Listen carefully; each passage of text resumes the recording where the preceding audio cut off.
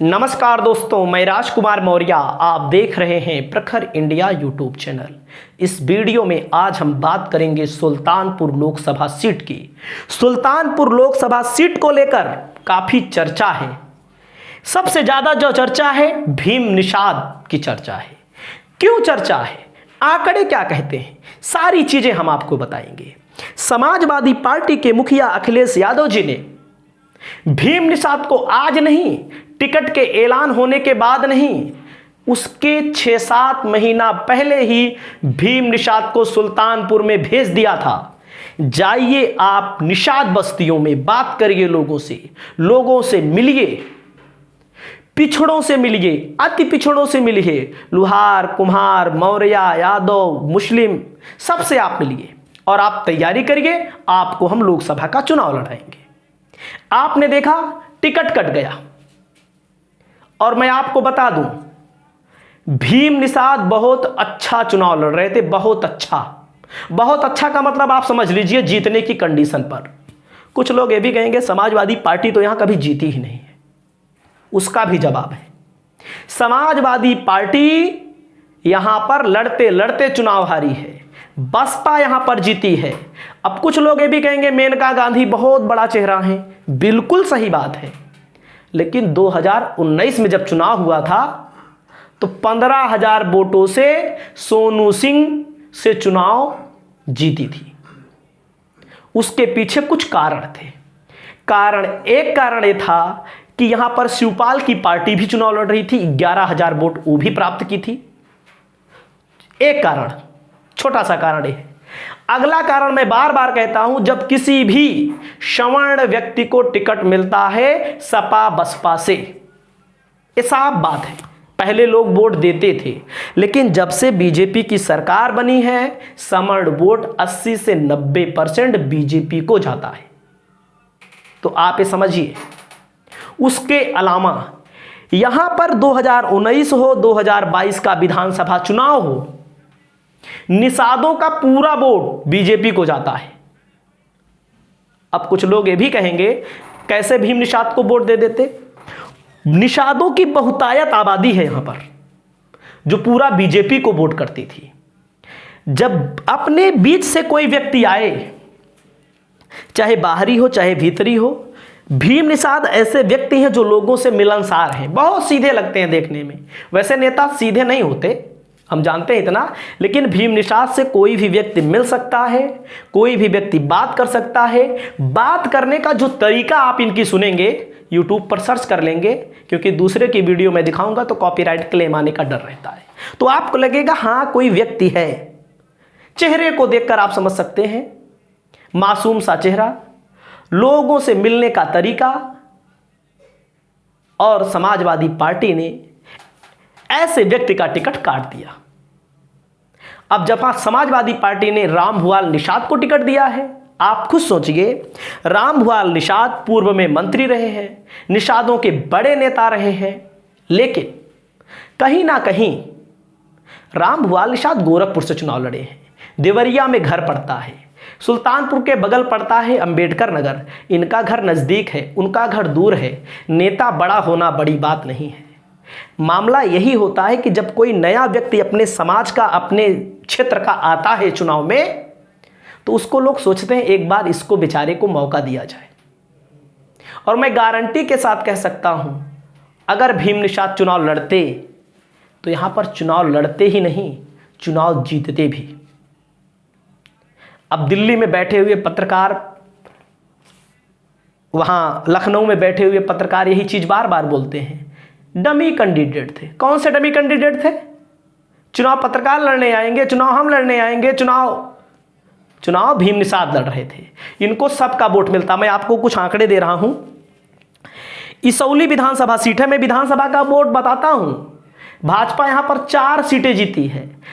उस समय जब संजय निषाद, जो निषादों के सबसे बड़े नेता माने जाते हैं, जिनके बेटे को सांसद बन गए, जिनका दूसरा बेटा विधायक बन गया, खुद मंत्री हैं, एमएलसी हैं, सब कुछ है।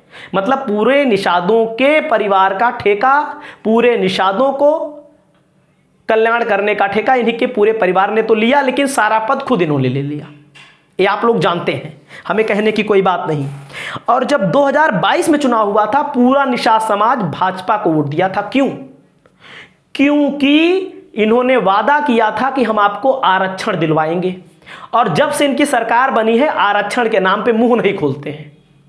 वो सबको पता है, जितने निषाद भाई होंगे उन सबको पता है। तो अब क्या मामला है? इसौली में ताहिर खान चुनाव जीते थे, मुस्लिम कैंडिडेट थे, और तन मन धन से बेचारे लगे थे इनके साथ। उसके अलावा कादीपुर में भाजपा भले जीती है, लेकिन निषाद का पूरा जंग इनके पास गया है, भाजपा के पास। भाजपा 96,000 वोट पाई है, 70,000 वोट पाई है समाजवादी पार्टी। और बसपा बहुत मजबूत चुनाव लड़ी है, बसपा हर जगह मजबूत चुनाव लड़ी है। 46,000 बसपा वोट पाई है कादीपुर में। इसौली में 54,000 बसपा वोट पाई है। लम्हुआ में पांडे जी लड़े थे, सपा को पांडे जी लड़े, भले सपा को पांडे जी वगैरह वोट नहीं देंगे, 2-4% देंगे बस, ये सब जानते हैं। हमारे सामने पंडित जी बैठे हैं, इनके सामने मैं वीडियो बना रहा हूँ, खुद कहते हैं पंडित पूरा वोट देंगे, चाहे कितनों गरियाएं भाजपा को वोट देंगे। क्यों देंगे? क्योंकि भाजपा उनकी मूलभूत पार्टी है। अभी नहीं देंगे, कभी कहीं कहीं देते होंगे बस। तो आप समझिएगा, सदर भाजपा जीती है, 70,000 वोट बीजेपी, 85,000 वोट बीजेपी पाई है, 70,000 वोट सपा पाई है। सुल्तानपुर की जो सीट है 92,000 वोट भाजपा पाई है, 91,000 वोट सपा पाई है। तो मैं आपको बताऊं, विधानसभा में मैं बार बार बोल रहा हूं, पूरा का पूरा वोट निषादों का बीजेपी लेकर उड़ गई थी। और जो लोकसभा में ना मिलता, लोकसभा में 2 पक्षी मुकाबला, 3 पक्षी मुकाबला आप मान लीजिए। बसपा से वर्मा जी चुनाव लड़ रहे हैं, भाजपा से मेनका गांधी चुनाव लड़ रही हैं, और समाजवादी पार्टी से निषाद, भीम निषाद चुनाव लड़ रहे थे। अब मैं आपको थोड़ा आंकड़ा दिखाता हूं 2019 का। आप देखिएगा 2019 में मेनका गांधी चुनाव जीती हैं। 2019 में मेनका गांधी को 4,59,000 वोट मिला था, चंद्रभद्र सिंह को 4,44,000 वोट मिला था। 14,526 वोटों से मेनका गांधी चुनाव जीती थी। संजय सिंह लड़े थे, पूरा वोट कांग्रेस का कितना था? 41,000। और प्रगतिशील समाजवादी पार्टी 11,000 वोट पाई थी, उसके बाद नोटा वोट पाया था। अब आप समझिए यहाँ पर आंकड़े क्या कहते हैं। आंकड़े यही हैं, ये सब वोट जो है बैकवर्डों का वोट था, लगभग वोट मैं आपको बता रहा हूँ। उसके अलावा संजय सिंह का वोट कांग्रेस का वोट था। अब 2014 में थोड़ा आ जाइए, भारतीय जनता पार्टी, वरुण गांधी चुनाव जीते हैं, 1,78,000 वोट पाए हैं। पवन पांडे, आप खुद सोचिए, जब 2014 में बेग चल रहा हो बीजेपी का, तो पवन पांडे को कौन वोट दिया होगा? साफ साफ बात है, सिर्फ समाजवादी पार्टी का वही वोटर दिया होगा वोट, जो यादव वोटर है वही वोट दिया होगा, इसके अलावा नहीं दिया होगा। अरे पवन पांडे के नाम पे व्यक्तिगत कुछ 1-2%, 3% वोट मिला होगा, हमें नहीं कर रहे हैं। अगली सीट देखिए, शकील अहमद चुनाव लड़े होंगे, तो मुसलमान तो बहुत कम दिए होंगे, आप खुद देखिए, आपके सामने आंकड़े हैं। और अमिता सिंह चुनाव लड़ी है, 41,000 वोट पाई हैं। किसका है वोट? ये मूलभूत कांग्रेसियों का वोट है। और आप देखिए 2009 में देख लीजिए, संजय सिंह चुनाव लड़े, जीते थे, 98,000 वोट से जीते थे। Bahujan Samaj party 2,01,000 vote, Samajwadi party 1,07,000 vote. तो आपको मैं जो बता रहा हूं, और भारतीय जनता पार्टी 44,000 वोट। भीम निषाद यहाँ पर चुनाव जीतने की स्थिति में है, क्योंकि लोगों के दिमाग में एक परसेप्शन ये बना कि कम से कम भीम निषाद अपने बीच उठने बैठने वाला व्यक्ति, सीधा साधा व्यक्ति मिल जाएगा। और कुछ भी हो, लोग सोचते हैं कि कम से कम बदलाव हो। जो लोग बार बार चुनाव जीत रहे हैं, जिनसे मिलने के लिए लंबी लाइन लगती है, चापलूसों की बहुत भारी भीड़ होती है, उसके आगे जाओ, पहले चापलूसों से मिलो, फिर ठेकेदारों से मिलो, फिर उनसे मिलो, तो भीम निषाद से आप डायरेक्ट मिल सकते हैं। ये सब परसेप्शन बहुत काम देता है, लेकिन सपा ने टिकट काट करके यहाँ पर गलती की है। निषाद को भले वो टिकट दिया है, लेकिन वो लय नहीं रहेगा उसमें, क्योंकि लोगों के अंदर कभी ना कभी ना दिल में जगह बनानी होती है वोट प्राप्त करने के लिए।